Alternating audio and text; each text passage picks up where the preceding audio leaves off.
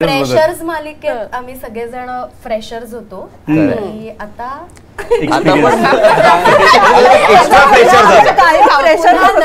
Freshers म्हणून भेटतो आणि तेवढीच धमाल आणि मस्ती सुरू झालेली ऑलरेडी आमची. मुलींची सगळ्यांची लग्न झालेली आहेत, मुलांचीच काही केल्या खरं सगळ्यांनी. ऋतुराज तुझं झालं नाही? काय वाटतं? नाही झालं. बरं ऐका ना, प्रश्न वेगळा होता. आपण आता जे म्हणत होतो ना की ती जुनी आपल्याला टायटल ट्रॅक्स आठवतात किंवा आपल्याला ते विषय आवडतात, तर मला असं वाटतं की मे बी ते कुठेतरी सखोल म्हणजे काहीतरी खरे टू द कोर खरे असतील आणि तेवढेच सिम्पल सुद्धा, म्हणजे सुटसुटीत आणि सोपे सुद्धा पण खरे सुद्धा. नीरवचे ग्रँडफा कुठल्या क्षेत्रातील स्पेशलिस्ट डॉक्टर असतात असं मालिकेच्या पहिल्या भागात सांगितलं आहे. रॉकेट सायन्सचा प्रश्न चालेल मग? कोणी काढले हे प्रश्न? लालबाग अर्थात आमचे रिसर्च टीम आणि आमचे दिग्दर्शक. उलट मला तर वेगळे मिसकन्सेप्शन होते की बाबा सिरियल मिळाल्यानंतर आपण काहीतरी ते दाखवतात ना की याचा 25 कोटीचा बंगला आहे, याची गाडी आहे, असे सगळे का व्हिडिओ येतात. तर मग तसं काहीच नसतं हे मला कळलं. कसं वाटतं मला धवलचं कॅरेक्टर खूप आवडलं होतं. बिनधास्त होता तो आणि तो ज्या गोष्टी करत होता ना, आता जसं अमृता म्हणाली तसं त्याने ते कॅरेक्टर उभं केलं होतं. सो माझ्यासाठी धवल तोच आहे. मे बी उद्या एक खूप बेटर आर्टिस्ट आला असता आणि त्यांनी जरी धवल केलं ना तरी मला ते नाही आवडणार बहुतेक. धवल म्हणून मला चॅम्पच माझा. आम्हा सगळ्यांना एकत्र ऑफ होते एक 2-3 सीन आणि आम्ही एका मेकअप रूम मध्ये सगळेजण खुर्च्या टाकून बसलो होतो आणि आता काय करूया. आणि सुरुवातीचा काही काळ आम्हाला सांगितलंच होतं ना की बॉन्डिंग वाढवा, मैत्री दिसली पाहिजे. एक्झॅक्टली.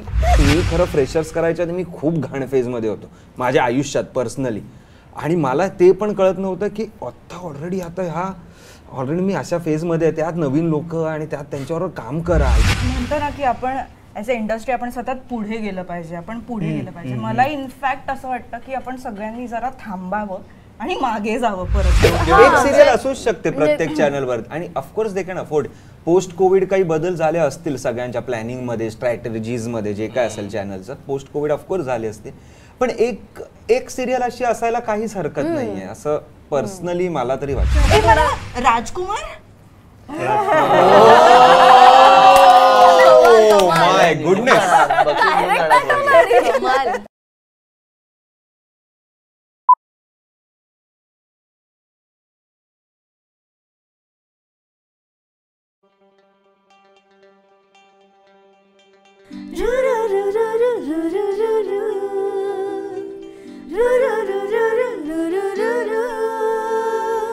सतरंगी स्वप्नांची ही स्टोरी, आकाशी घेऊया भरारी. फ्रेशर्स जगूया बिनधास्त आपली मर्जी, आपली तर स्वप्न एकदम वरची.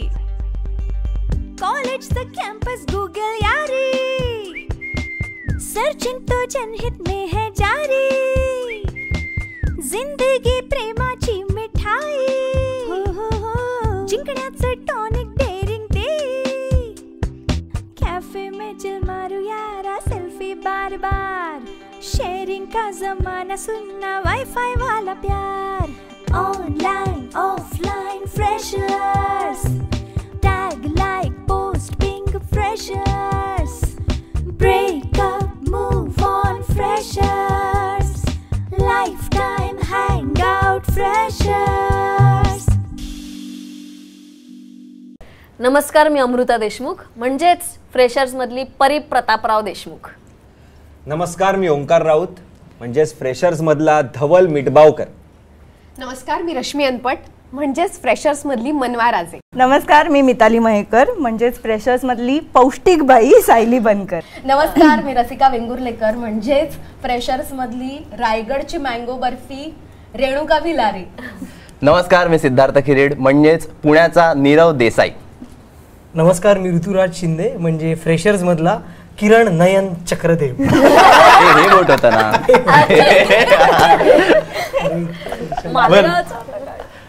अटेंडन्स बुक मधली ही सगळी नावं ऐकल्यानंतर तुमच्या सगळ्यांच्या लक्षात आलं असेल आणि त्यांनी सगळ्यांनी सांगितलं पण आहे की फ्रेशर्सची टीम द क्राफ्टच्या या मंचावर आली आहे. तुमच्या सगळ्यांचं मनापासून स्वागत. आणि वेल आल्यापासून तुमचे सगळे जे काय आत्ता गप्पा गोष्टी म्हणण्यापेक्षा सुद्धा जो काय दंगा चालला होता तुम्ही फक्त आता ते दाखवत होतात की आम्ही खूप सज्जन आहोत, असं काही तुम्ही नाही आहात हे कळलेलं आहे. आणि काही शब्द तुमच्या तोंडातनं गेले तर ते अशी रिॲक्शन आलं असंही झालेलं आहे. पण जसे सिरियलमध्ये तुम्ही होतात तसेच इथे असला तर आम्हाला जास्त आवडेल.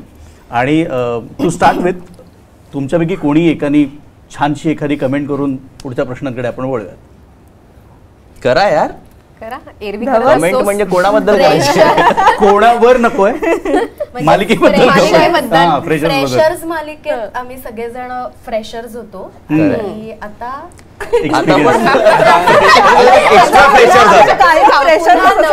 फ्रेशर्स म्हणून भेटलो आणि तेवढीच धमाल आणि मस्ती सुरू झालेली ऑलरेडी आमची. अजून मला वाटतं थोडस अमू चांगली कमेंट करेल. अमू हा ते खूप कमेंट करते. आता जस्ट असं कळलं की फ्रेशर्सला आता 10 वर्ष पूर्ण होतील, तर ते अजिबात वाटत नाहीये. कारण मधल्या काळामध्ये कामांमुळे आम्ही जरी असे एकमेकांच्या संपर्कात नसलो तरी आत्ता जेव्हा जमलो तर तेव्हा ऍक्च्युली तेव्हा कॉलेजमधला जे क्लासरूम जे भरायची तर तसाच तो फील आत्ता आला. त्यामुळे ही फ्रेशर्सची आय थिंक जादू आहे की आमच्या मनावर काय मास्टरच्या रोलमध्ये बसवलाय. तर तुम्ही सगळे फ्रेशर्स म्हणून, तुम्ही सगळे लहान म्हणून, तुम्ही मला उगाच म्हातारा म्हणून नाही. पण आमचे मास्टर पण एक खूप कूल होते. परेरा तुम्ही गेला असता सर कास्टिंगला. परफेक्ट. याच्यापेक्षा एक वाक्य जरी जास्त बोललं तर मग टचकन डोळ्यात पाणी नकोय आता मला. वेल कॉलेजमधली ऍडमिशन आणि फ्रेशर मालिकेत तुमच्या सगळ्यांची झालेली ऍडमिशनच म्हणूयात आपण. तर त्या सुरुवातीच्या दिवसांमधले खरं तर तुम्ही एकमेकांना तसे नवखे असाल त्या दरम्यान, तर त्यातली एखादी आठवण तुमच्या मनामध्ये कोणाच्या आत्ता आली आहे का आणि ती सांगावीशी वाटते का? मला आपलं फोटोशूट आठवत आहे. पहिलंच एक लुक टेस्ट जी झाली होती. म्हणजे मी ह्याला ओंकारला, रसिकाला आणि शुभंकरला आधीपासून ओळखत होते, पण हे तिघं खूप नवीन होते माझ्यासाठी आणि माझं सगळ्यात शेवटी झालं होतं कास्टिंग. त्याच्यामुळे हे आधी भेटले होते आणि जेव्हा आम्ही पहिल्यांदा भेटलो तेव्हा मला असं झालं की अच्छा ओके हे 3 जण आहेत, मग आता नव्याने यांच्याशी मैत्री करा वगैरे. तर मी एक खूप काय म्हणतात तयार झाले होते की आता खूप आपल्याला प्रयत्न करायचे आहेत, पण तशी काहीच गरज नाही पडली. आम्ही असं एक पहिल्यांदाच त्या फोटोशूटला भेटलो आणि इट जस्ट क्लिक्ड. म्हणजे आम्ही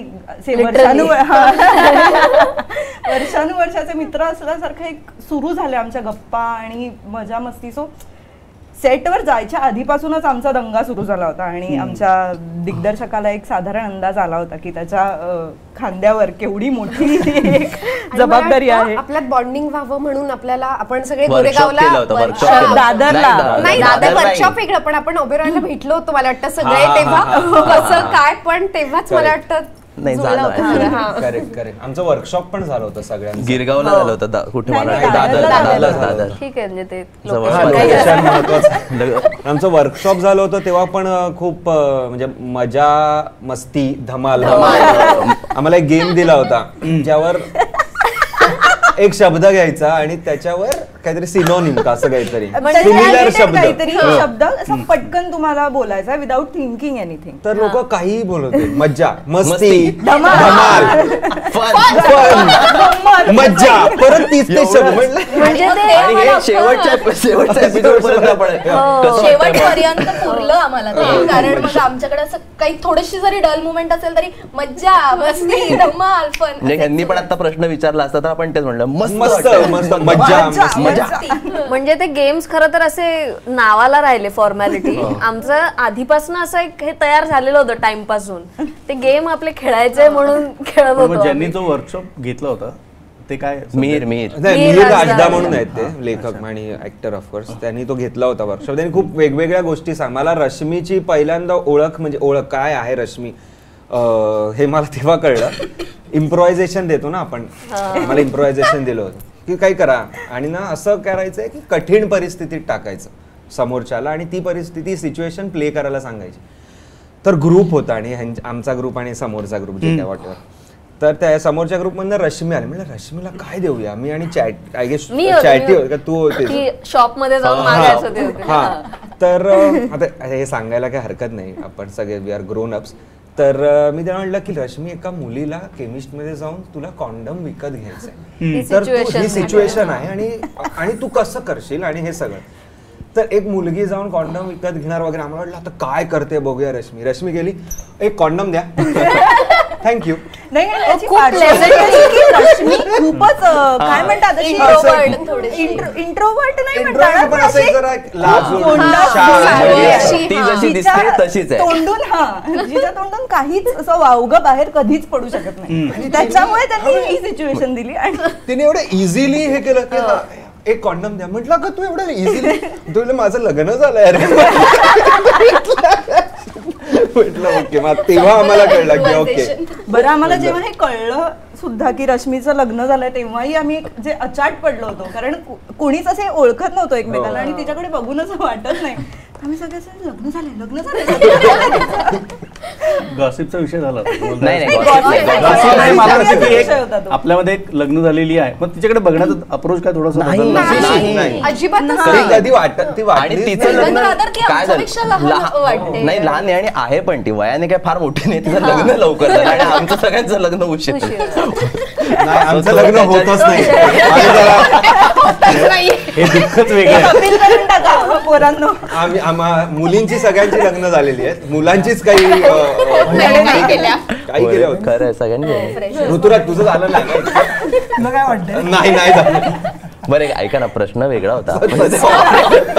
नाही, मला याच्यात स्वार्थ आणि परमार्थ दोन्ही साध्य करू. झालेलं नसेल तर आवाहन करूया आपल्या. तर तसं काय असेल तर घडू नाही जाईल काय. पण क्या बात आहे, सांगता येत नाही. क्या बात आहे. मुलं अतिशय ऑडिशनचं मी सांगतो, म्हणजे माझा अनुभव ऑडिशनचा. मला असं वाटतं की जस्ट मी पास आउट झालो होतो मास्टर्स करून आणि मग ऑडिशन सगळीकडे देत होतो आणि कुठेच होत नव्हतं. आणि मला असं वाटलं की नाही होत, कदाचित हे नसतं, म्हणजे बहुतेक ओळखीतनंच सगळं होतं आणि असं. तर लक बाय चान्स मला माहित नाही, मी गेलो या ऑडिशनला.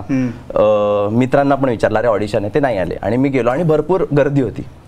ऑफिसमध्ये होतं, संजय दादांच्या ऑफिसमध्ये ऑडिशन झाली आणि खूप गर्दी होती. आणि मी ऑडिशन दिलं. तिथे अमोल पाटील सनी आणि सगळेच होते म्हणजे बरं का. आणि त्यांनी इम्प्रोवाइज वगैरे करायला लावलं आणि चांगली झाली ऑडिशन. मला वाटलं की नाही होणार. बरं, 2 दिवसानंतर लगेच फोन आला आणि सिलेक्शन झालेलं आहे, परत काहीही होणार नाही. असं कधी आत्ता पण झालं नाहीये. नाही, परत या, मग लुक टेस्ट करा, मग हे करा. नाही, ते एवढे शुअर होते, परफेक्ट. त्यांना माहिती होतं की हा सूट झालेला आहे. मला आधी ह्याच्या पात्राचं ऑडिशन दिलं होतं करायला, नीरवचं. मग मी केलं आणि मग जो अनिरुद्ध शिंदे म्हणजे डिरेक्टर होता, तो आला, तू हे नाव करू रे, तू हे ऑडिशन करून बघ असं म्हणून त्यांनी धवलचं दिलं. आणि तो की नाही, हे जास्त आहे, चांगलं आहे. म्हटलं हा ठीक आहे, हेच करूया. बाय द वे, याचं ऑडिशन पुण्यामध्ये झालं होतं, तेव्हा कोणतरी वेगळंच प्रोडक्शन हाऊस होतं आणि मी हा धवल म्हणून झालेला होता. आणि असं अजून कोणतरी वेगळीच कास्ट एक मिनिट, मला आधी थोडस जरा, तू परत वेगळं प्रोडक्शन हाऊस पुन्हा, मला त्यासाठी एक वेगळं एपिसोड करायला लागेल. माझी गाडी तुम्हाला ट्रॅकवर आणता माझी कुठेतरी बदली काय जाईल. पण हे ते ऑडिशन करत असताना चॅलेंजिंग वाटलं त्यावेळेस का खूप एक्साइटमेंट होती? काय नक्की भावना काय होत्या? त्याची प्रोसेस ना खूप छान होती. आमचे रायटर आशिष पाथरे, तर त्यांनी संजय जाधव प्रोड्युसर आणि अनिरुद्ध शिंदे डिरेक्टर, तर ह्यांनी खूप छान ऑलरेडी हे सगळे characters, freshers in the sense काय, तर कॉलेजमध्ये आल्यानंतर एक फ्रेशर्स पार्टी होते आणि या सिरियलमध्ये असं होतं की वेगवेगळ्या शहरांमधनं आलेली ही सगळी मुलं आहेत, ज्यांच्यासाठी आपण मुंबईमधलं हे कॉलेज आहे, तर ते खूप नव्याने कसे म्हणजे ती लातूरची आहे, मी रायगडमधनं आलेली आहे, किंवा ही नाशिकची आहे. सो हे कॅरेक्टर्स त्यांनी ऑलरेडी डिझाईन केले होते आणि ते त्याच्यात कॅरेक्टर्स आम्हाला शोधत होते. शिवाय मला वाटतं कॅरेक्टरिस्टिक्स जे काय असतात की कोणीतरी मॅच्युअर्ड असेल, म्हणजे ते खूप छान डिझाईन केलं होतं आशिष दादाने. आणि ऑडिशन्स झालं, आमचं कास्टिंग झाल्यानंतर, वर्कशॉप झाल्यानंतर ना, हे बऱ्याचदा आता सिरियल्समध्ये खूप कमी होतं की सिरियलची सुरुवात होते आणि शेवट कुठे असणार आहे माहिती नसतं. सो आमचे असे वर्कशॉप्स पण झालेले आहेत की जिकडे आम्ही डिस्कस केलं की जर मी रेणुका भिलारे आहे, ती रायगडमधनं आलेली आहे, ती वडिलांची लाडकी आहे, ती मुंबईमध्ये येऊन सर्व्हाइव्ह करते. बरं आमचे हॉस्टेल पण होते, म्हणजे मुलांचे हॉस्टेल, मुलींचे हॉस्टेल. सो आमच्या हॉस्टेलमध्ये पण आम्ही सीन्स असायचे. सो पुढे जाऊन आम्हाला कॉलेज 11वीत जरी असलो आम्ही, तरी पुढे जाऊन आमचं करिअर काय असणार आहे, आम्ही त्या दृष्टीने काय प्रयत्न करणार आहोत.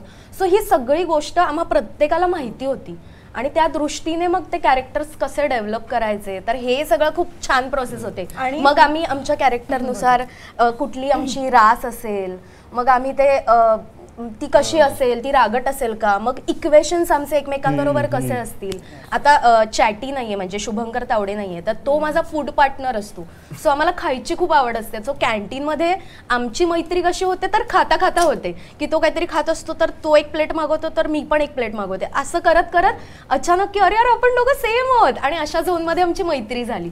सो हे सगळं रायटर्स आणि डिरेक्टरने सुद्धा खूप छान केलं होतं, त्यामुळे आम्हालाही करायला खूप मजा आली. नाही, आणि जसं ती म्हणाली की ऑन पेपर सगळंच खूप स्ट्रॉंग होतं, पण मला एक बारीक क्रेडिट आम्हाला पण द्यावंसं वाटेल सगळ्यांना, कारण आमचं पण बॉन्डिंग इतकं स्ट्रॉंग झालं त्या सगळ्या शूट दरम्यान की आम्हाला कळायचं की आता मी हे बोलल्यानंतर ती काय रिॲक्शन देणार आहे समोरून. त्याच्यामुळे ना असं ऑफ द स्क्रिप्ट जायला पण कधी कधी अशी भीती नाही वाटायची की काहीतरी इम्प्रोवाइजच केलं आम्ही, की तू हे घेऊन बघ, मी हे घेते. आणि हे तर झालंच की हे सजेस्ट करणं, कुणी कोणाचं उगाच मारले नाही जोक्स की किंवा दुसऱ्याला कसं आपण हे करू असं कधीच कुणीच नाही केलं, की त्या सीन मध्ये ते तुझ्या वाटचं जे आहे ते तू भरभरून घे, किंवा अशाच कायम अप्रोच होता की ओके ह्या सीन मध्ये आता हे अशी सिच्युएशन आहे, तर ज्याला जे वाटेल त्याने ते घ्यावं, असंच सगळं. आणि कॉम्प्लिमेंटिंग आम्हाला तेवढा फ्री हँड दिलेला होता, म्हणजे तोही एक सतत म्हणूनच असतो. तुम्हाला सुरुवातीला दिला होता, फक्त झालाय हाला होता. दिग्दर्शक अनिरुद्ध शिंदे, तर माझं आणि त्याचं नेहमी भांडण व्हायचं, कारण ना तुम्हाला वावच द्यायचा नाही. हे दोघं ना, हे चॅटी आणि हा म्हणजे शुभंकर तावडे आणि हा, हे वाटेल ते मजा करायचे, काही काय वाटेल ते बोलायचं, आणि मी थोडं पण नाही नीरव नाही, हे नाही, हे नाही. ते नंतर खूप नंतर कळलं की अरे हा तो त्याला ना सगळे कॅरेक्टर एवढे कळले होते ना, आणि त्यांनीच खरं तर मला वाटतं बिल्ड केलेत सगळे कॅरेक्टर, कारण प्रत्येक कॅरेक्टर त्याला माहिती होतं. सो त्याला माहिती होतं की नीरव सिन्सिअर आहे, तो नाही उगाच फालतुगिरी करणार यांच्यावर, तो तसाच वागणार. आणि तो सुद्धा आमचं वाचन नाही व्हायचं, डिरेक्टर आम्हाला तो असा कायम असायचं की हा मग पुढे ते हे होतं ते होतं, की तोच ऑलमोस्ट परफॉर्म करायचा तिथे. मग आम्ही त्याला सांगायचो 1 मिनिट आम्हाला एकदा वाचू दे व्यवस्थित पूर्ण थ्रू आउट. सो त्याची पण ती एक्साइटमेंट असायची. याला धरूनच एक मी सांगते की तो डिरेक्टर माझ्या घरीच राहतो, कारण तो माझा नवरा आहे. ऑफिशियली राहतो तो तिच्या घरी. तर आता तुम्हाला पण माहिती नसेल कदाचित, तर तुम्हाला पण मी सांगते की तो आता इतर काही मालिका डिरेक्ट करतो, जर तेव्हा घरी येतो तर तो इतर आर्टिस्टना उदाहरणं देत असतो की माझी फ्रेशर्सची टीम, म्हणजे आमच्याकडे आम्हाला तो खूप स्ट्रिक्टली वागवायचा. म्हणजे आम्ही रादर कॉलेज स्टुडंट्स असलो तर तो आमचा प्रिन्सिपल असल्यासारखं, की आमच्यासाठी स्क्रीन प्लेची एक फाईल असायची जी मेकअप रूम मध्ये असायची, आणि आम्हाला असं कंपल्शन होतं की तुम्हाला पुढे मागे काय घडतं हे माहिती पाहिजे, आणि आम्ही स्क्रीन प्ले वाचले पाहिजेत वगैरे वगैरे. तर तो इतर आर्टिस्टना आमचं उदाहरण देतो आणि मला खूप छान वाटतं. म्हटलं तुला प्रत्येक वेळेला आमच्यासारखे आर्टिस्ट नाही मिळणार. त्यावेळेसच तू ठरवलं होतंस? नाही, त्याच्या आधीपासून आम्ही एकत्र कॉलेजमध्ये होतो तेव्हापासून. मला वाटलं सिरियलच्या. नाही ते खूप जुनं आहे, जुना प्रेम. तुझं काय तू? हा आमचा विलन आहे. अरे आम्ही आता सनी बद्दल म्हणत होते, मला आठवलं की आम्ही एवढी म्हणजे त्याच्यावर ऑलमोस्ट मारामारी पण व्हायची आमची, म्हणजे मैत्रीमध्ये. नाही माझी आणि याची जास्त भांडणं झाली आहेत त्याच्यावर. तुझा वरचा नंबर खूप व्हायचे पण म्हणजे तेवढंच वॉर्मथ आणि प्रेम असायचं. आणि तेव्हा कामाच्या बाबतीत पण म्हणजे त्यांनी सगळ्यांना एकतर घट्ट धरून ठेवलं होतं. आम्ही शूट नंतर पण आम्ही मे बी एकत्र कोणाच्या घरी आम्ही जेवायचो किंवा राहायचो. आपण वेगळा मीरा रोडला शूट असायचं, आणि शूटचं वेगळं आणि पॅकअप झाल्यानंतर वेगळं. तो डिरेक्टर तेव्हा डिरेक्टर सारखाच वागायचा, आणि बाहेर मग तो रोल चेंज. राईट. आणि जेवताना लंच ब्रेकला लंच व्हायचा, घरगुती डब्बा यायचा ना आपल्याला, थोडे लाड पण व्हायचे. बट आणि आपली अजरामर मेकअप रूम, ज्याचा एसी आणि एक सोफा होता. हिचा असायचा फक्त मिताली मयेकर मी तो घरून घेऊन आले होते मी तो माझ्या घरून घेऊन आले एकच सोफा होता आणि सगळे आळीपाळीने मला वाटतं त्या सोफ्यावर झोपायचे आणि कधी कधी 4 असे सगळे चिकटून असे आधी झोपलोय. आम्ही खूप एकमेकांच्या बाउंड्रीज जपल्या की सोफ्यावर एका वेळेस एक ठीक आहे आपण वेगळीकडे बसू, नंतर आलं की सरक तिकडे सोफ्यावरती मला काही फरकच नाही पडत, एवढे थकायचो कारण बरं त्या सोफ्याची अवस्था हो काय होणार तो आहे अजून नाही I doubt. नाही त्यानंतर ऋतुराज जे प्रोड्युसर आहेत त्यांना दया आली की अरे सोफा खूपच गाणे, मग त्यांनी मावशीच्या घरातून एक सोफा आणला आत्याच्या घरातून तिथेच त्याचा मार्क दिसत होता प्रोड्युसरचा. क्या बात आहे. म्हणजे इतर मालिकांमध्ये नॉर्मली कसं असतं सीन आणि थोडंसं प्रोफेशनलिझम वगैरे वगैरे, तर आम्हाला असं वाटायचं की आम्ही एक कॉलेजमधलीच मुलं आहोत आणि आम्ही ऍक्च्युअल LR तिवारी नावाचं एक मीरा रोडला कॉलेज आहे, सो ऍक्च्युअल कॉलेजमध्येच आमचं शूटिंग असायचं. तिथेच एक ग्राउंड फ्लोअरला आमच्या मेकअप रूम्स क्रिएट केल्या होत्या. सो बाहेर आणि कॉलेज सुरू असायचं ना, आणि आम्हाला तो एक फीलच होता, माहोलच होता एकच ज्याच्यात असे कंपार्टमेंट्स होते. त्याच्यामुळे असं नव्हतं की एक जर का खोलीत जाऊन बसला की मग ते त्याचं तो असायचा, सगळ्यांमध्येच असायचा. आणि आता आपला मेकअप रूम मधला तो सिक्वेन्स आपण सांगूयाच की एकदा आम्हा सगळ्यांना कुणीतरी वेगळ्याच आर्टिस्टचं काहीतरी चालू होतं म्हणजे शूटिंग चालू होतं आणि पहिल्यांदा असं झालं की आम्ही सगळेजण सुरुवातीच्याच काही रे मगाशी आपण जे बोलत होतो की आम्हा सगळ्यांना एकत्र ऑफ होते एक 2-3 सीन आणि आम्ही एका मेकअप रूम मध्ये सगळेजण खुर्च्या टाकून बसलो होतो आणि आता काय करूया. आणि सुरुवातीचा काही काळ आम्हाला सांगितलेलंच होतं ना की बॉन्डिंग वाढवा, मैत्री दिसली पाहिजे, अंगाशी आलं. एक्झॅक्टली. मग आम्ही काही काही गेम्स शोधून काढले होते, एकमेकांना इंट्रोड्यूस केले होते, जे किलर नावाचा एक गेम होता किंवा मग आणि हा म्हणजे थोडक्यात आम्ही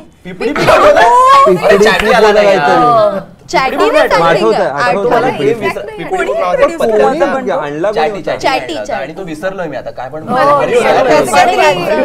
टाकायचे आणि म्हणायचं असं काहीतरी आणि सगळे उचलायचे का असं काहीतरी असे एक फनी गेम्स पण चालू. आणि त्याच्यानंतर असं व्हायचं की जुगार नाही चालायचा जुगार नाही चालायचा, एकही पैसा इन्व्हॉल्व नव्हता. लोकांना वेगळं वाटायचं. आणि त्याच्यानंतर असं व्हायला लागलं की म्हणजे आमचे असिस्टंट डिरेक्टर वगैरे यायचे की चला हा शॉर्ट रेडी, तर आम्ही म्हणायचं हा 5 मिनिटं हा एक डाव आला तर येतोच लगेच, म्हणजे मग ते उभे राहायचे बघत असं एक म्हटलं मी त्यांच्याच अंगाशी आलं नंतर आमचा बॉन्ड कळलं. म्हणून मी मगाशी म्हणत होतो की मलाही तुमच्या धमाल गप्पांमध्ये मलाही थोडीशी संधी द्या आणि तुम्ही तेवढे दिसताय म्हणजे द्याल तुम्ही संधी देऊ आहोत संधी देऊ परेरा हे जे काय नाव दिलंय आणि असो.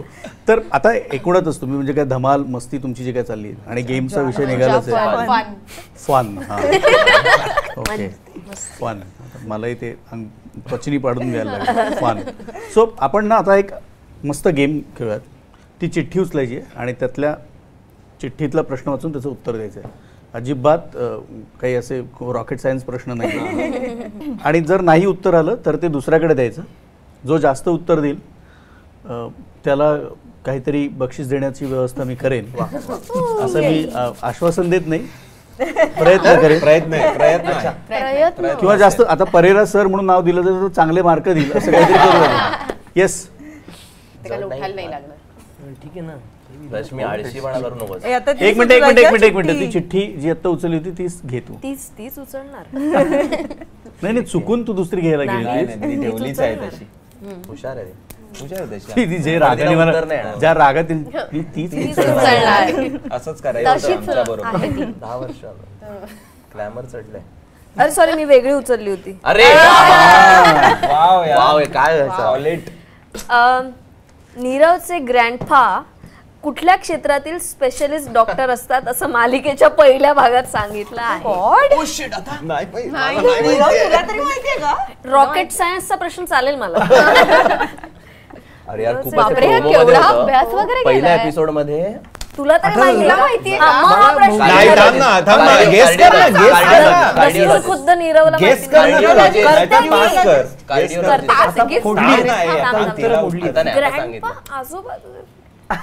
आजोबा होते.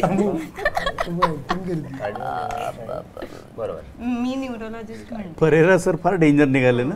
एकच काहीतरी बरोबर आहे. आणि तू आता सांग का ते गुडघ्यांचे वगैरे डॉक्टर डायबिटॉलॉजिस्ट डोकेदुखीचे डॉक्टर मला न्यूरोलॉजिस्टच वाटतं. न्यूरोलॉजिस्ट बोलली ती.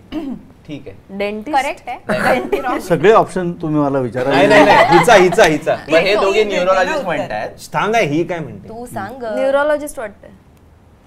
नाही कार्डिओलॉजिस्ट कार्डिओलॉजिस्ट मलाही किंवा किंवा नाही गायनेक मला वाटतंय. आपण सगळ्याच्या मागे ऑजिस्ट लावूया फक्त.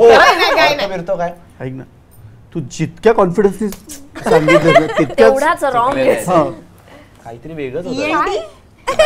ENT नाही असं नव्हतं. लॉजिस्टच Ear, nose and throat. का रे? नाही एक मिनिट असले तर काय? एक मिनिट ती खूप क्लोज आहे. येस डोळ्यांचे डोळ्यांचे मला पॉइंट मिळणार ना. पण डोळ्याच्या डॉक्टर तुम्ही दोघं विभागून घ्या. आपण विभागून बेस्ट तू बेस्ट घे, तू विशेष घे. नेक्स्ट तुझ्याबद्दल परी या कॅरेक्टरचे मालिकेत इंट्रोडक्शन होताना कॉलेजच्या बाहेर एक बॅनर लावलेला असतो, त्यावर तिच्या भावाचं नाव लिहिलं असतं. ते नाव सांगा. कुठला दादा? सनी भूषण मुंगेकर. नाही पास. कोणता दादा ती? पास मलाही नाही पटपट. आठवत. नाही पास पास विकी आहे का विकी? नाही नाही असं काहीतरी सांग. भारतच नाव आहे. अमू तू सांग. तुला तरी माहितीये का? पास. तुम्ही ए, तर मला थोडा राजकुमार माय गुडनेस. कमाल. रवर्ण वगैरे असं पण नाही. राजकुमार. प्रश्न तुला आधी आले होते का? धवलच्या हेल्मेटच्या मागील भागात भगव्या रंगात काय लिहिलेलं आहे? कोणी काढलेत हे प्रश्न? लालबाग. अर्थात आमचे रिसर्च टीम आणि आमचे दिग्दर्शक. वा वा एकदा टाळ्या, टाळ्या. क्या बात आहे. काय लिहिलं होतं? भारीत की नाही आमचे दिग्दर्शक. मग लालबागचं काहीतरी मला असं वाटतंय. नाही तुला माहिती हे मला कदाचित माहितीये. लालबागच्या राजाचा विजय हा मी किंवा काय बोलतो? धवलच्या हेल्मेटच्या मागील भागात भगव्या रंगात काय लिहिलेले असते? नाही सांगून टाक. काय बोलतो? आम्हाला कोणाला आठवत तुला? नाही आठवत आहे? 2 गेस होते. सांगून टाक. आय गेस ते जय महाराष्ट्र मला नाही, वाटतं. नाही, नाही नाही वेगळं काहीतरी आहे. तुला चान्स घ्यायचा. नाही मला नाही. नो भरचू.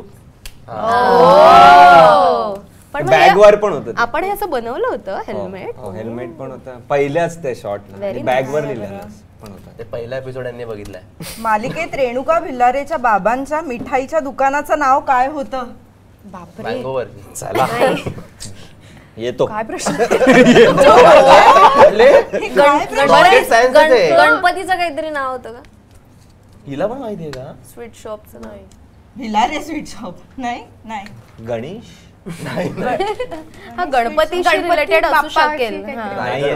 नाहीये. मी पास आहे. पाच मी म्हणणार सर, सांगून टाका. भेटली नाहीये नाही. थांब ना असं काय सांगून टाका. अरे इथे अमुक बघतोय स्वतः. अमुक स्वतःच बक्षीस घेणार आहे ते. पास नंदू मिठाईवाले. त्यांचं नाव होतं. बरं आणि ते एकदाच कॅमेरा त्याच्यावरून गेलाय ना. एवढं कुठे? हे खूप आहे. बापरे. अरे तुम्ही अप्रिशिएट त्या तिकडे करायचं. अप्रिशिएट कमाल आहे. मानाचा बक्षीस मुजरा. द्यायचं नाहीये. हे कळतंय का? बघ ना बे. नाही तुला बक्षीस द्यायचं खूपच नाहीये हे. का? म्हणून असे तसं प्रश्न सांगा. काय आता सायलीचं कॅरेक्टर इंट्रोड्यूस होताना तिने हातात घातलेल्या घड्याळाचा रंग कुठला होता? मला वाटलं किती वाजले थांबा होते. थांबा मला आठवतं. बघ बापरे. मला आठवत आहे. हो मलाही माहिती. लाल होता बहुतेक. नाही. ब्लॅक. No. खूपच basic. Orange. Yes. Orange. Orange होता. अरे उत्तर दिलं ते लाल नाही लाल म्हणली ती. हो लाल करेक्ट. लाल नव्हता ऑरेंज. नाही तो स्क्रीनवर लाल दिसत होता. टोमॅटो रेड असेल. कारण ऑरेंज.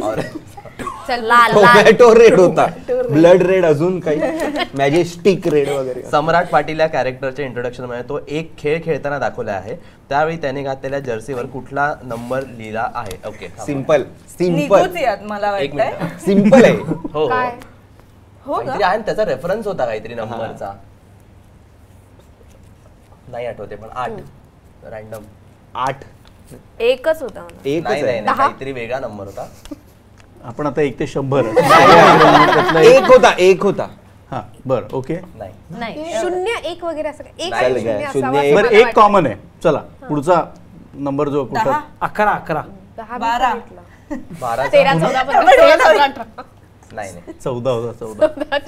14 का होता पण काहीतरी होतं, काहीतरी लॉजिक होतं का त्याचं? असेल लॉजिक. 14 वर्षांचा असताना त्याने कबड्डी खेळायला सुरुवात केली. आपण येताना serial अभ्यास बघून नाही यायला करत पाहिजे आहोत. होतं यार. आपण ना लाज काढतोय आपली. हे बरोबर 10 वर्षाचा. हा पण हे सगळं म्हणजे उचल आता. आर्ट डिरेक्टरने केलं. मार्बल उचल नाही तर. हे उचल मार्बल उचल. अरे काय एवढं रिॲक्शन कुठे काय ऋतुराजच्या कॅरेक्टरला कॉलेजच्या पहिल्या दिवशी एका सरांना भेटायचं असतं. त्या सरांचं नाव काय? तुझ्याच बाबतीतलं आहे. प्रिन्सिपल तेच. त्यांचं नाव काय? किर्लोस्कर. किर्लोस्कर. करे काही आपलं नाव काय होतं? किर्लोस्कर नव्हतं. आपलं कॉलेजचं नावच हे होतं ना. बाप्पा जोशी हे कॅरेक्टर करायचे आमचे प्रिन्सिपल, पण त्यांच्या कॅरेक्टरचं नाव नाही आठवत. आणि आपल्या कॉलेजचं नाव काय होतं? तांबड. येस मला आलं. प्रिन्सिपल नव्हतं. पण तांबे सरांना भेटायचं असतं त्याला. बरोबर. तांबे सर. आणि ह्यात आणखी एक चिठ्ठी हा राहिली. घे ती पण घे. उचल उचल उचल. आता ही चिठ्ठी उत्तर माझ्याकडे अरे, आहे. प्रश्न आम्ही मग ते प्रश्न करतो. आता विचारा तुम्ही फक्त. करा. विचारतील ते. हा प्रश्न ज्याला येईल त्याला बक्षीस देऊन टाक. त्याला ते विचारतील ऋतुराज. म्हणून त्याने confidently मनवा राजे सांगितलं. या कॅरेक्टरची एंट्री ज्या 2 व्हीलर वर येल्लो होते, Vespa. Vespa yellow. Yellow Vespa.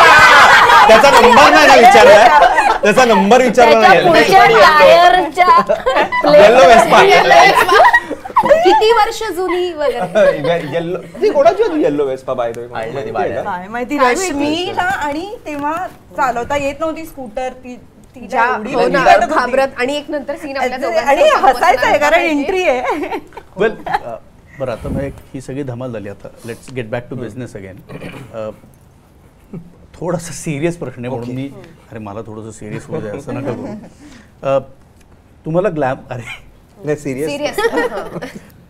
या मालिकेने तुम्हाला ग्लॅमर आणि पॉप्युलॅरिटी या दोन्ही टर्म्सची ओळख करून दिली, राईट? सो इंडस्ट्रीमध्ये येण्याआधी तुम्ही या मालिकेतले आणि आल्यानंतरचे तुम्ही, तर तुमचे ग्लॅमर आणि पॉप्युलॅरिटीबद्दलचे तुमचे विचार बदलले का? आणि या फेजनी तुम्हाला काय मुख्यतः शिकवलं? ग्लॅमर म्हणजे असं काही काही विचार असं बदलले नाही आहेत. ऑफकोर्स लोक ओळखतात. हा म्हणजे अजूनही मला मनवा राजे म्हणूनच माझ्या इंस्टाग्रामच्या पोस्टवर वगैरे कमेंट अजूनही मनवा राजे आणि फ्रेशर्स 2 कधी येणार हा एक प्रश्न असा म्हणजे तो एक असतो. जागतिक आणि प्रश्न अजूनही मला झाला. असं वाटतं की आम्ही खूप तेव्हा ना सगळेच मी तर सगळ्यात लहान होते आणि हे पण असे लहान होते, म्हणजे वी वर नॉट काय म्हणतात ते जे अडल्टिंग जे आणि सुरू झालंय खरंच फ्रेशर्स होते, सगळेच फ्रेशर्स होते. अडल्टिंग नव्हतं. तर मला असं वाटतं की कामं सगळ्यांनीच केली होती आधी, फ्रेशर्सच्या आधी पण फ्रेशर्स करत असताना किंवा फ्रेशर्स झाल्यानंतर ग्रूमिंग आमचं जास्त झालं असं मला वाटतं. कारण एकतर आम्ही सगळे समवयस्क, त्याच्यामुळे जे काही आम्ही बघा, मग काही ट्रेंड असेल, तो कपड्यांचा असेल, मेकअपचा असेल, हे काही ॲब्सोल्युटली काही इंडस्ट्रीच्या मधलं असेल किंवा त्याच्या बाहेरचं, पण आमचं खूप चर्चा व्हायची आमची सगळ्यांची. आणि त्याच्यामुळे एकमेकांचे व्ह्यूज कळून ना नकळत आम्हीच एकमेकांना ग्रूम केलंय त्या काळात.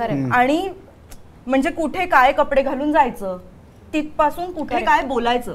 कारण मी तर खूपच लहान होते. मला ओंकारने म्हणा, मला राजदीपच येत आहे तोंडात, ओंकारने म्हणा किंवा शुभंकर, रसिका, ह्या तिघांनी एस्पेशली एवढं की नाही मी तर असं नाही, मी तर असं, मी तर हे नाही, मी तर ते, म्हणजे एक काय म्हणतात ना, आम्ही धरून चालत होतो. त्याच्यामुळे ग्लॅमर आणि प्रसिद्धी आणि या सगळ्याची ओळख आमच्या सगळ्यांची एकतर एकत्रच झाली. त्याच्यामुळे आमचे व्ह्यूज एकमेकांबरोबर कोलाईड होऊन आमचा स्वतंत्र पण एक काहीतरी त्याच्याबद्दलचा व्ह्यू क्रिएट झाला जो आधी नव्हता, असं मला वाटतं. खूपच डीप बोलले का? नाही ठीक आहे. मला असं वाटतं की इंडस्ट्री फारच आपल्याला नेहमी अशी ठेवते, जमिनीवरच ठेवते.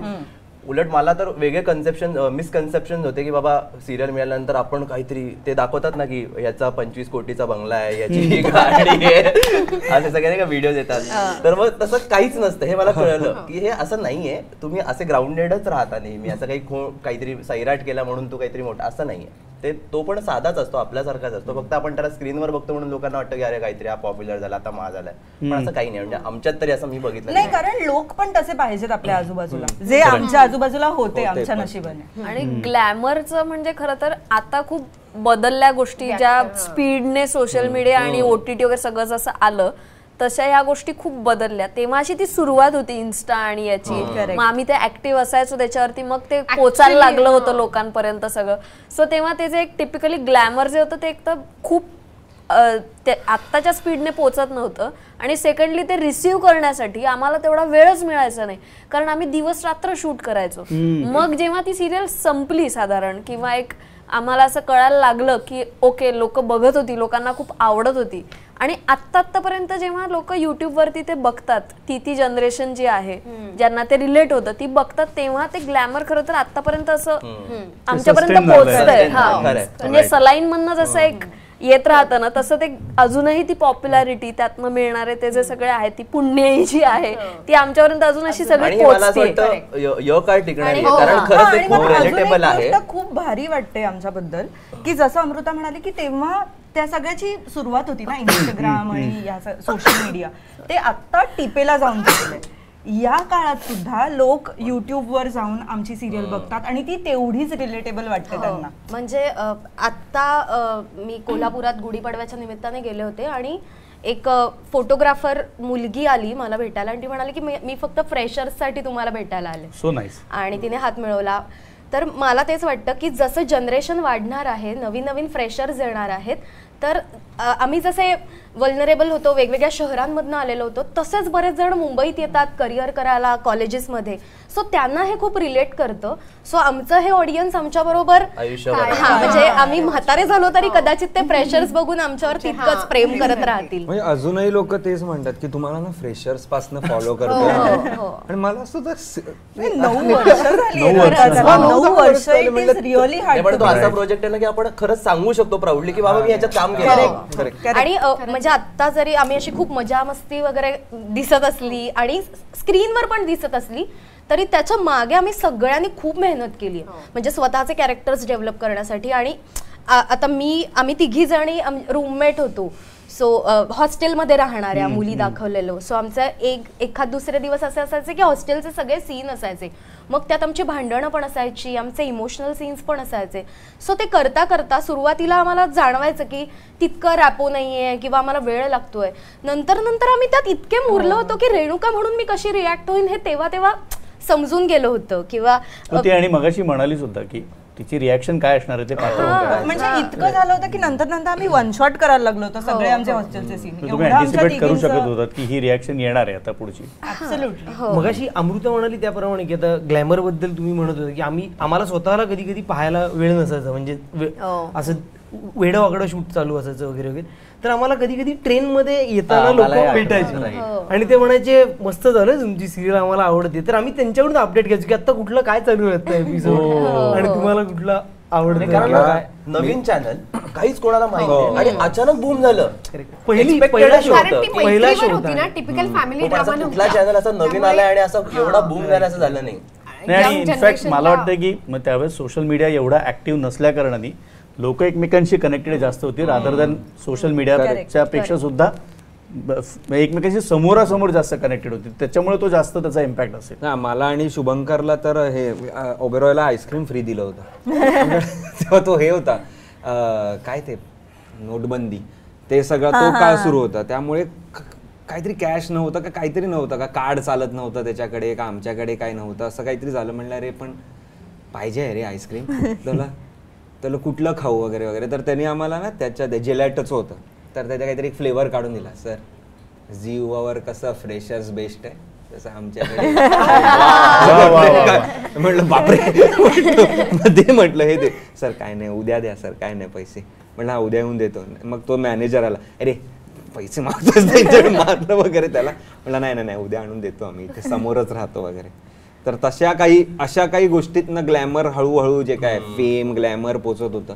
आणि मी मुळात दादरला राहत असल्यामुळे दादरची लोक पण साली असली आहेत ना की ते आपल्यापर्यंत ग्लॅमर पोचूच त्यांच्या आजूबाजूलाच आधी एवढी सुपर स्टारडम असलेली लोक असतात शिवाजी पार्कलाच किंवा दादरला, तर आम्ही कोण आता आले यांच्याकडे कोण बघणार आहे, चला निघा. सो मला तसं काही एवढं ग्लॅमर आणि हे आणि फेज म्हणायला गेलं तर मी खरं फ्रेशर्स करायच्या आधी मी खूप घाण फेजमध्ये होतो माझ्या आयुष्यात पर्सनली.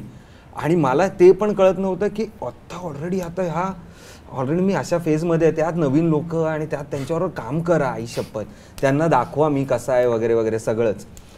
पण ह्या सगळ्या लोकांनी एवढं सांभाळून घेतलं मला, म्हणजे कधी त्यांना असं मी असं कधी बर्डन किंवा असं टाकलं नाही, पण एवढं त्यांच्याबरोबर तू तशी होतीस पण तर एवढं त्यांच्यामुळे माझा ती जी फेज होती त्या फेज मधनं मी एंटर केलं होतं फ्रेशर सिरियल पहिल्या दिवसापासून, तर ते खूप मला ह्यांच्यामुळे मी खूप शांत झालो, काम झालो त्या सिरियलमुळेच म्हणा आणि त्या सगळ्या आमच्या ऍक्टर्समुळे, को ऍक्टर्समुळे माझा अख्खा झोनच बदलला होता तेव्हा. मी राहायला पण वेगळीकडे आलो होतो आणि असं सगळं. सो त्या फेज मधनं मला खूप मी ग्रो पण झालो ह्यांच्यामुळे, माणूस म्हणूनच, ऍक्टर म्हणून आपण म्हणून माहित नाही कितपत ग्रो झालो असेल नसेल, पण माणूस म्हणून मी खूप ग्रो झालो यांच्याबरोबर राहून की ओके असं पण रिॲक्ट व्हायचंय, तसं पण होतं, ह्याच्या आयुष्यात ते आहे, त्याच्या आयुष्यात हे आहे, मग माझं काय, मी कशाला उगाच माझं दुःख मी काय एवढं मोठं मानतोय वगैरे, वॉटर जे काही पॉझिटिव्ह बदल. येस, त्याच्यामुळे खूप पॉझिटिव्ह बदल झाले माझे. पण फ्रेशर्स पण आपली तशीच होती, म्हणजे एक्झॅक्टली सेम त्याच प्लॉट होतं की एकमेकांच्या क्वालिटीज, एकमेकांच्या सगळ्या आम्ही शेअर करतो आणि एक ड्रीमलेस माणूस आहे पण त्याला पण एक कुठलं तरी ड्रीम मिळून जातं. वेल, आता तू पॉझिटिव्ह बदल याच्याबद्दलही बोलला, पण तुमचं मालिकेतलं तुमच्या व्यतिरिक्त तू जे पात्र करत होतं त्याच्यापेक्षा वेगळं कुठलं पात्र तुला आवडत होतं आणि ते का? आणि ते मला एका वाक्यात हवंय. मला त्याचं तू दिलं तरी चालेल. नाही सगळ्यांनी दे. लेफ्ट सगळ्यांनी. मला करायला कुठलं आवडलं असतं अजून एखादं कॅरेक्टर, तर आय थिंक धवल मिठबावकर मला आवडलं असतं अजून करायला, म्हणजे माझ्या व्यतिरिक्त याचं ओंकार राऊतचं धवल मिठबावकर, कारण खूप वेगळा फ्लेवर होता त्याच्यामध्ये. आणि म्हणजे जसं लातूरचं एक काहीतरी ते हळूहळूच सापडत गेलं होतं सगळ्या गोष्टी, पण जे त्याच्या आता रेफरन्सला त्याने जे उभं केलं होतं कॅरेक्टर तेच आहे, त्यामुळे मी त्याच्या हिशोबाने सांगते की तो लालबागकडचा आलेला आहे आणि एक कम्प्लीट, म्हणजे त्याला काही बाउंड्रीज, त्याला काही माहिती नाही आहेत.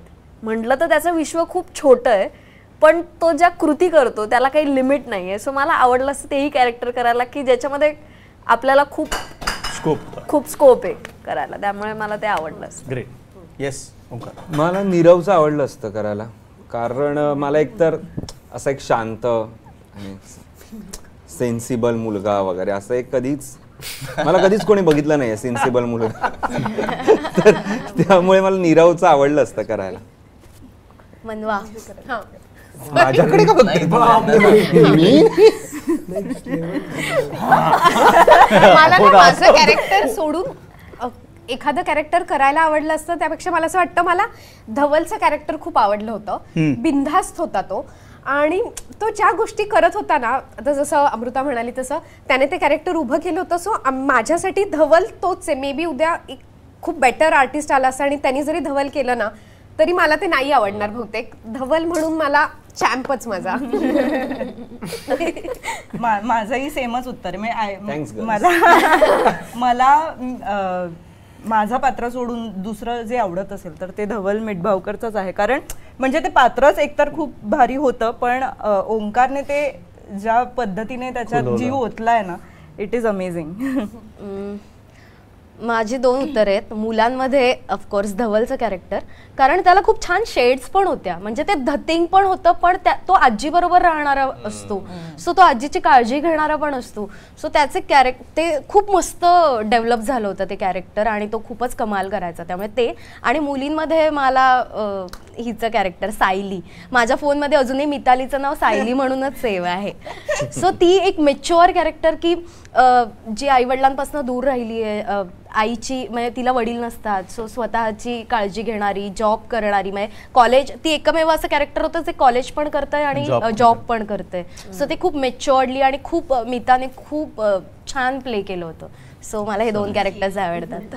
तसं एक उत्तर सांगणं खरं तर कठीण आहे, पण तरी आता एक वेगळी क्वालिटी म्हणून मनवाचं कॅरेक्टर चांगलं होतं, कारण तिचं असं होतं की मी श्रीमंत आहे, पण या श्रीमंतीमुळे मला मित्र मिळत नाहीत. म्हणजे आपण असं म्हणतो की श्रीमंत असल्यावर ह्याच्याकडे सगळं आहे, पण असं नाहीये. तिला कसं सगळे जज करणार होते किंवा पैसा काढून घेणारे मित्र होते, मग तिला आमच्यात कुठेतरी कुठलाही पर्पज वेगळा नसताना मैत्री केली. असं एक वेगळं कॅरेक्टर होतं, चांगलं होतं. मला माझ्या व्यतिरिक्त आता एक कॉमन उत्तर झालं आता अचानक. अमृता म्हणाली तेव्हा मला असं वाटलं की चायला माझं हिनी सांगून टाकलं म्हणून. पण असं आहे की काय माणूस आहे. माझं पहिल्यांदा आम्ही मगाशी सांगत होतो, आपण पहिला प्रश्न जो होता त्यामध्ये आपण प्रत्येकाचं उत्तर राहिलं त्यामध्ये. तर आम्ही पहिल्यांदा करणार होतो धवल मिडबा वगैरे कॅरेक्टरसाठी कास्ट झालं होतं, आणि नंतर मग थिंग्स डेव्हलप्ड आणि स्टफ लाईक दॅट, आणि मग त्यानंतर मला किरण नयन चक्रदेवे करायला लावलं. तर मला हे पात्र फार रिलेटेबल होतं, कारण मी सुद्धा आजीबरोबर राहिलो होतो काही काळ, आणि जसं ते आहे फन लव्हिंग आणि एक्सप्लोर करण्याच्या गोष्टी, त्यामुळे ते आहेच. आणि दुसरं म्हणजे परी हिचं जे पात्र आहे ते मी माझ्या जे कोणी ओळखीचे असायचे नातेवाईक त्यांना बाकीचे सगळे पात्र आवडायचेच, पण हिचं पण नेहमी सांगून म्हणजे ते मेन्शन करायचे की हे पात्र मला मजा वाटते वगैरे. तर मला तेही एक कारण होतं, आणि गावाकडून इथे शहरात येणार. मेजॉरिटी लालबाग आणि लातूर. मुळात ते कॅरेक्टर्स पण असे होते, कॅरेक्टरायझेशन पण एवढे असे होते की धतिंग होतं सगळं. ते असे ह्युमर सिमिलर कॅरेक्टर होते ते, म्हणजे कॅरेक्टरायझेशन किंवा त्यांचं काय असतील ते परी आणि धवलचं म्हणजे जे काय ते अवली होते ते, त्यांना काही नाही फरक. म्हणजे त्या धवल तर त्याला काही अक्कलच नव्हती, आणि हिला पण म्हणजे परीच्या कॅरेक्टरला पण सेमच होतं. म्हणजे खरं तर मी हे सांगणं थोडंसं सिमिलरच होईल. जर अगदी वेगळं समजा माझ्या कॅरेक्टरपेक्षा एकदम वेगळं काहीतरी ट्रायआउट करायचं झालं तर मग मला सायलीचं आवडलं असतं कॅरेक्टर करायला. आता तू बरोबर अमृताईचं ऐकून म्हणालीस. अरे म्हणजे असं मला ऍक्च्युअली तू फिमेल धवलच होती. हो, मला तेच आता जरा जाणवलं की बर म्हणजे कोणाला छान वाटू द्यायचंच नाही त्याच्यामध्ये. पण मला तो अंदाज आला म्हणूनच मी बर म्हणालो, आणि आपण आता उत्तरार्धाकडे आलेलो, कारण मला त्याला कुठलंही हिंसक वळण देऊ द्यायचं नाही. उगाच लातूर आणि लालबाग मध्ये उगाच काहीतरी वाद निर्माण व्हायचे नाही, ते नाही होणार. 2026 मध्ये या मालिकेला 10 वर्ष पूर्ण होत आहेत, आणि इंडस्ट्रीमध्ये 10 वर्षात कितपत बदल झाला असं तुम्हाला वाटतंय? म्हणजे चांगला आणि क्रिटिकल दोन्ही काय तुम्हाला जे वाटेल ते सांगितलं. खूपच ज्वलंत प्रश्न आहे हा. इंडस्ट्रीमध्ये काय बदल झाला हे सांगवायचं आम्हाला. म्हणजे मला तर उलट लहान तोंडी मोठा घेण्यासारखं, पण असं पण तरी आपण सांगूया. म्हणजे मला असं वाटतं की खरं तर हवा तेवढा बदल नाही झालाय, म्हणजे जेवढा 10 वर्षात अपेक्षित असू शकतो एखाद्या एंटरटेनमेंटच्या जॉनरा वाईज किंवा काय आपण डेलिव्हर करतो याच्या वाईज. तर मला असं वाटतं की तेवढा हवा तेवढा बदल नाही झाला, जो जीवाने खरं तर सुरू केला होता पण तो फार काळ नंतर राहिला नाही. जर त्याचं ग्रो होऊन खरंच युथ साठी काहीतरी वेगवेगळं एक प्लॅटफॉर्म आला असतं सिरियल्सचा, तर मला खरंच आवडलं असतं की ओके 10 वर्षात एक काहीतरी पोटेन्शियली वेगळा एक बदल झालेला आहे, जो काही झालेला नाही आहे विशेष. मला असं वाटतं की आर्टिस्ट किंवा जे आहेत, जे कोणी सेटवरती काम करणारे असतात, त्यांच्या मानसिकतेत बदल ओव्हर द टाइम पिरियड होत असतो, की प्रोफेशनल गोष्टी एथिक्स वाईज असेल किंवा जिद्द म्हणू आपण त्याच्या याच्यानुसार गोष्टी, की आपल्या एका ठराविक याच्यामध्ये विचार न करता नाही मला आता थोडंसं हिंदीमध्ये पण जायचंय, मला वेब पण करायचं आहे, हे बदल झालेले आहेत. पण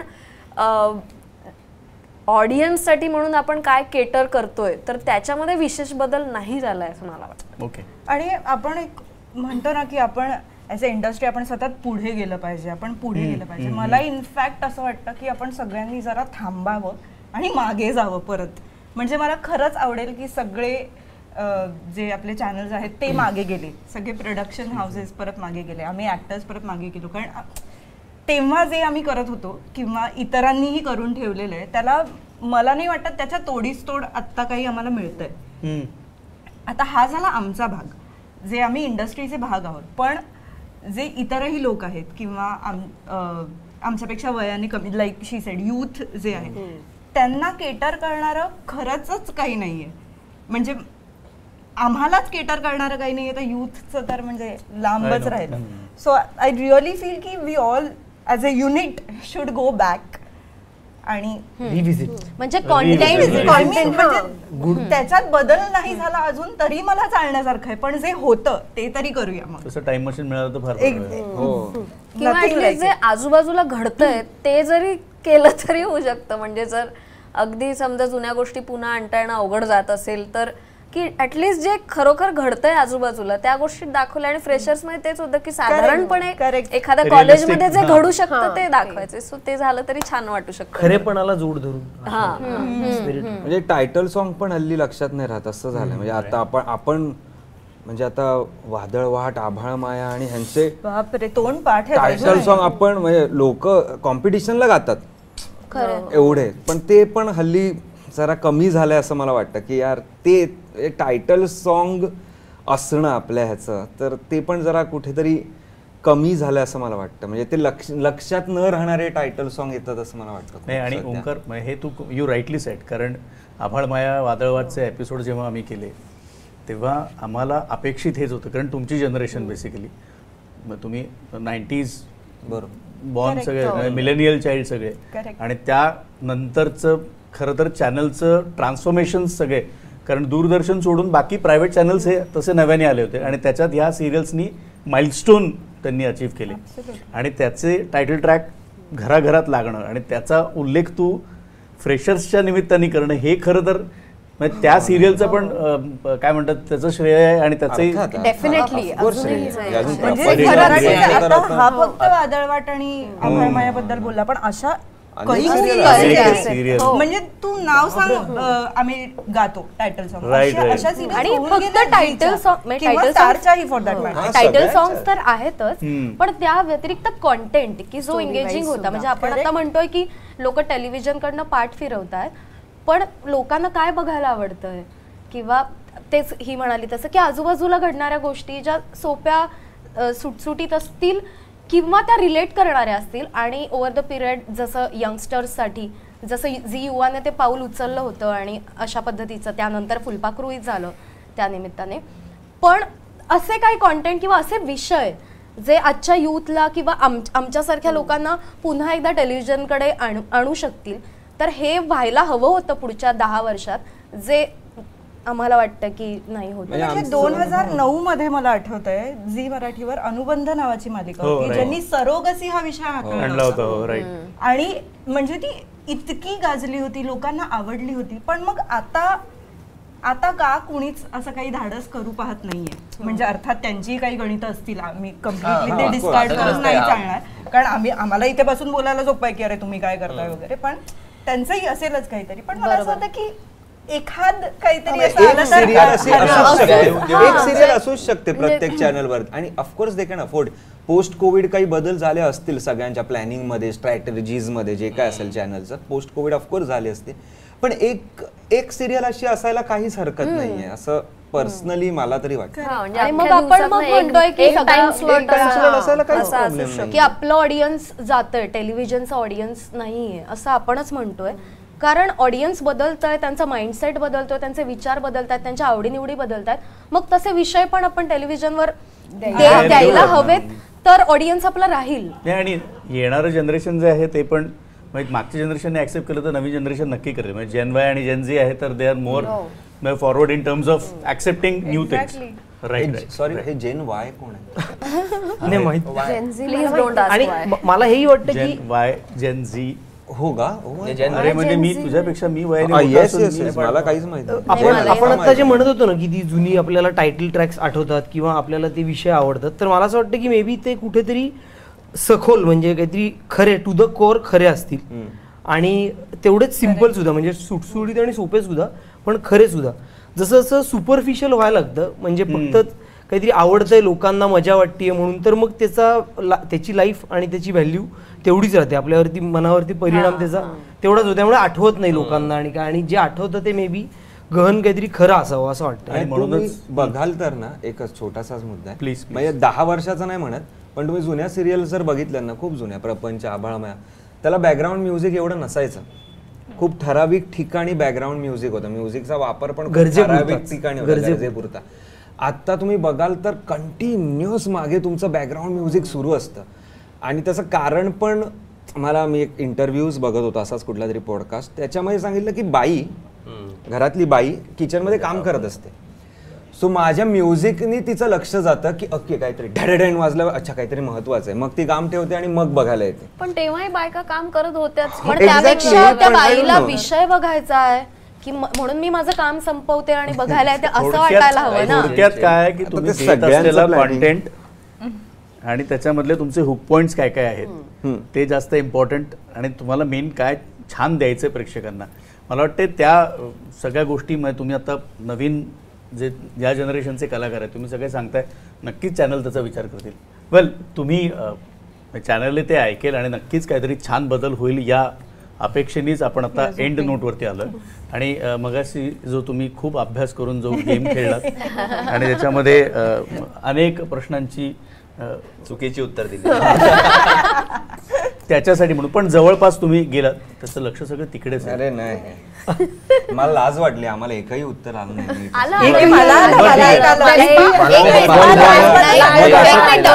मग आता असं करतो, नाही आली तरी आम्ही फ्रेशर्सच्या त्या थँक्यू हरकत नाही. थँक्यू. आणि म्हणून मी त्या आता आणि मी आता त्याच तो ते नाव काय दिलेलं आहेस मला, परेरा परेरा सर. परेरा तर सर. त्यात आवडलं यांना ते नाव आवडलं ऍक्च्युली. आता बाहेर जाऊन म्हणते तुम्हाला आम्ही काहीतरी गिफ्ट सगळ्यांना देणार आहोत. ठीक आहे, एक कमी असेल तर ऋतुराज नाही घेणार. चालेल. त्याच्यामुळे थोडस जड आहे, तर एक एक काढून घ्या तुम्ही. एक कमी येते तू दोघं घेऊस. आता तुम्ही तिकडनं सुरुवात केली. आज सगळं left to right, left to right, left to right. Thank you, thank you very much. आतमध्ये काही नसेल ना त्याच्या. वेगळं आहे. मला हे पाहिजे. मी जिंकलो या चित्रामध्ये. काय घेतलं? ऍब्सोल्यूट काही बघितलं Cracker? नाही. वेगळं घेतलं, बाकी आपल्याला सगळ्यांना Crackers घेतलंयस अक्रोड आहे, तू? अक्रोड माझ्याकडे. अक्रोड आहे. तुला हा करून घ्यायचं, मी देऊ तुला. तुला गरज आहे तुझ्या मला पण हेच बोलायचं. थँक्यू. थँक्यू. बरं ज्यांनी दिली त्याच्याकडे लक्षच नाही, तो ती बॅग आवरण्यात यांची वेगळी. माझा ओसीडी आहे, माझा ओसीडी आहे जरा. बर याच नोटवरती पुन्हा एकदा आपण परत काहीतरी तुमच्या मनामध्ये जे आहे ते सगळं छान सगळं होऊ द्यात. आणि आता प्रगल्भ झालेले अजून प्रगल्भ होऊन पुढच्या 10 वर्षांनी पुन्हा एकदा भेटूयात. आलात, छान गप्पा मारल्या, त्याच्या बद्दल तुमच्या सगळ्यांचे मनापासून आभार. Thank you so much. थँक्यू.